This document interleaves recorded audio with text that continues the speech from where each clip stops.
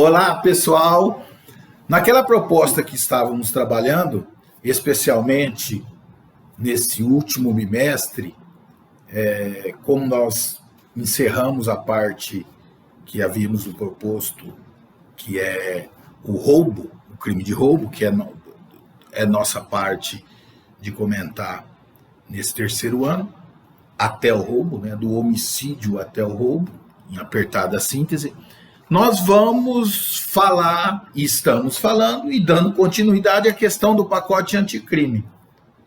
E na aula de hoje, e quero deixar ressaltado a importância desses temas novos, porque são esses temas que serão cobrados, principalmente no exame da Ordem dos Advogados do Brasil, e nos exames que vocês forem enfrentar.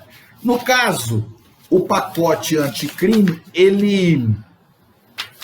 que é a Lei 13.964 de 2019, ele modificou o artigo 8A da Lei 9.296 e possibilita agora a captação ambiental para a investigação ou instrução criminal. Então, o objeto da aula de hoje, em apertada síntese, são as modificações do pacote anticrime na Lei 9.296, sobretudo da questão da captação ambiental. Pois bem, a captação ambiental é um meio de prova. O conceito, basicamente, a natureza jurídica é que a captação ambiental é um meio de prova. E já adianto para vocês, o artigo 10A, que também foi inserido pelo pacote anticrime, pune quem realiza a captação ambiental de sinais eletromagnéticos, ópticos ou acústicos para investigação ou instrução criminal sem autorização judicial, pena de 2 a 4 anos. Qual a nossa primeira conclusão? Muito óbvia. A captação ambiental, que não é a interceptação telefônica, embora esteja na lei específica, a captação ambiental, ela é crime violá-la, violando a lei. Tem um fato típico no artigo 10A, que também foi inserido pela lei do pacote anticrime. Assim, em apertada síntese, podemos dizer: a captação ambiental é um meio de prova, conforme estava dizendo, em que terceira pessoa policial capta, através de instrumentos técnicos e em tempo real, a comunicação realizada em ambiente específico, público ou privado, sem o conhecimento dos que estão se comunicando naquela oportunidade. O artigo 10A, que é aquele que tipificou a conduta de quem realiza a captação ambiental sem autorização judicial, é uma novatio legis incriminadora e, portanto, não retroage para fato anterior à sua vigência. Bom, pela leitura do artigo 8º-A, nós já sabemos, né? Até é possível a captação ambiental, tanto na fase de investigação, quanto na fase de instrução processual. E o que nós já pudemos perceber, até porque é crime fazê-la sem autorização judicial, necessita-se de autorização judicial para a realização da captação ambiental. Se precisa ser autorizado pelo juiz, nós dizemos que, em regra, tem reserva de jurisdição. Sim, é o juiz, mas depende, segundo a leitura da lei, a quem recomendo para vocês, de provocação do Ministério Público ou da autoridade policial. Se nós pegarmos o sistema acusatório, nós já sabemos que, mesmo em ações penais, o juiz não pode, ex officio, produzir prova. Aqui, a própria lei, já com esse espírito do sistema acusatório, já recomenda, claro que o juiz que vai autorizar, mas não há especificamente a previsão que ele faça isso ex officio. Há necessidade e depende, portanto, de requerimento do promotor de justiça ou da autoridade policial, delegado de polícia. Isto da captação ambiental. Na doutrina e na jurisprudência, há aquela discussão de que a interceptação telefônica pode de ofício. Quando, então, se realizará a captação ambiental? Pela lei também, que estamos estudando. Quando outros meios disponíveis não puderem ser realizados. Aqui surge o quê? O princípio da subsidiariedade. Ou seja, só vai se realizar a captação ambiental quando por outros meios de prova não for possível captar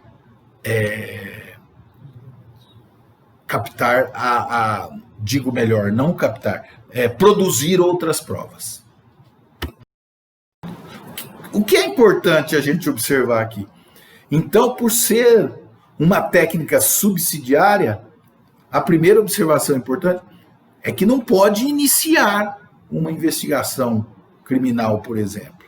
Porque se ela é subsidiária, só por outros meios que não foram possíveis.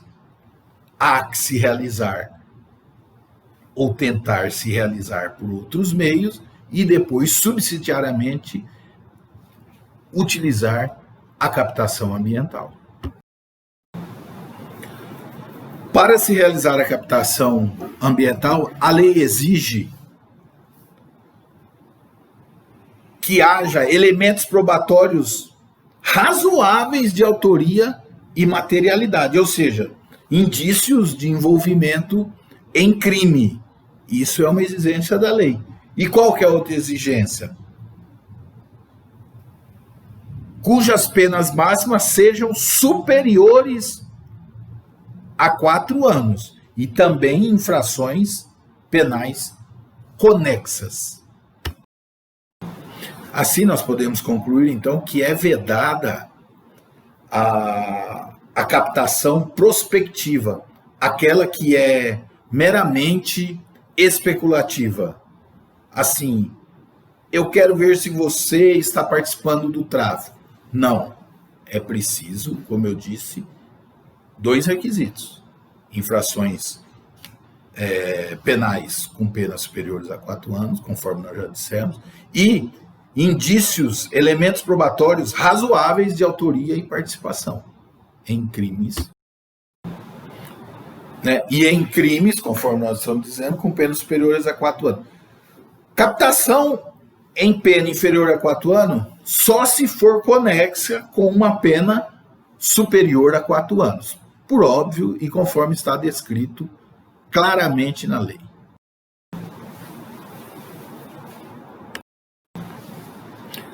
A captação ambiental, ela só será possível, e o requerimento do Ministério Público deverá conter, ao provocar a atuação jurisdicional do Estado juiz, escrever minuciosamente, se é a casa ou escritório do cidadão, se é um gabinete, quais os cômodos, quais os aparelhos serão instalados nessa captação ambiental.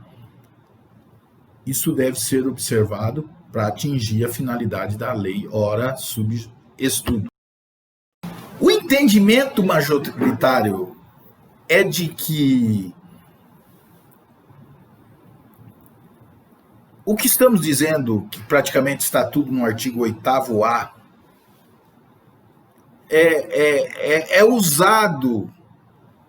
utilizado esses requisitos para locais privados, pois para boa parte da doutrina não precisa de autorização judicial para locais públicos.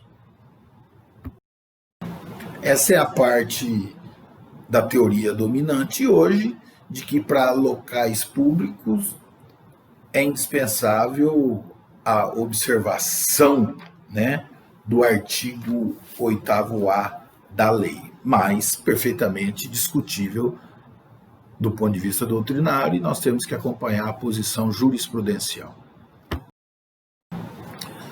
O Supremo Tribunal Federal, deixa eu ler aqui no inquérito fácil gravar, 2424 do Rio de Janeiro, disse que é possível o ingresso no domicílio durante a noite para instalação de aparelho de captação ambiental. Essa é uma questão também decidida pelo Supremo Tribunal Federal, que nós devemos estar acompanhando nessa questão de captação ambiental. Em suma, embora há contrariedade, nós podemos dizer que em local público dispensa autorização, em local privado exige-se autorização judicial, em síntese. A captação ambiental deverá durar 15 dias, sendo prorrogáveis por igual período, desde que haja a indispensabilidade e conjunção aditiva, quando presente atividade criminal permanente e habitual, há a possibilidade de se prorrogar. Então vamos à leitura do crime propriamente dito. Artigo 10A, realizar captação ambiental de sinais eletromagnéticos, ópticos ou acústicos para investigação ou instrução criminal. Então aqui tem um elemento subjetivo para fins de investigação ou instrução criminal. Então, para incidir no artigo 10A, hora sobre estudo, tenho a exigência do elemento subjetivo do tipo que é para fins de investigação ou instrução criminal sem autorização judicial. Se for para fins outros, que não sejam esses, aqui fiz a leitura, não será tipificada, não será crime a conduta de quem assim agir, pelo menos para a incidência do artigo 10A. Uma observação aqui, o parágrafo 1º, não há crime, e aí um fato atípico, se a captação é realizada por um dos interlocutores.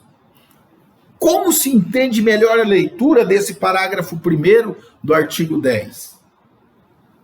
A pessoa está sendo vítima de crime e ela realiza sem autorização judicial a gravação, ela não vai incidir no tipo penal do artigo 10A, por força do parágrafo 1º do artigo 10A. Pessoal, aqui no parágrafo 2º, a pena é em dobro se, por exemplo, um funcionário público informar o investigado de que ele é alvo ou revela o conteúdo específico de uma captação ambiental. A pena será em dobro nessas hipóteses. Pessoal, espero que vocês entendam, né? Já foi conversado com a coordenação, com a direção do curso de Direito, com vocês, e participem dessas aulas que elas lhes servirão muito. Desejo a todos um bom final de semana e voltaremos ao assunto do pacote anticrime, das inovações legislativas, e se preparem, né? Que vocês serão em breve sabatinados pela Ordem dos Advogados do Brasil. Um abraço.